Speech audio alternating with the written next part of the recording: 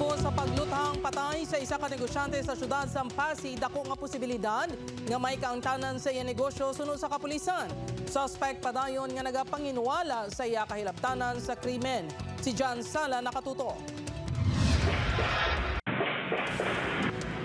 Posible gindumtan kung kakompetensya sa negosyo ginasundan nga anggulo sa kapulisan sa pagtiro patay sa isa ka negosyante sa syudad sang Pasig. Sino kay Major Rolando Aranyo, dako ng negosyo sa biktima kang nagabaligyaman sa mga kaingot nga kabanwahanan. Amugid ang iyaman sining negosyo, no?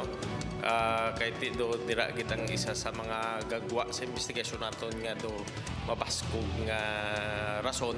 Dugang pa ni Aranyo, wala man sang record ang biktima kag wala man sa mga kontra sa palibot nga posible mangin motibo sa pagpatay sa iya. Ginatutukan nila sa karon ang nadakpan nga suspect bangod sa mga testigo nga nagtudlo sa iya.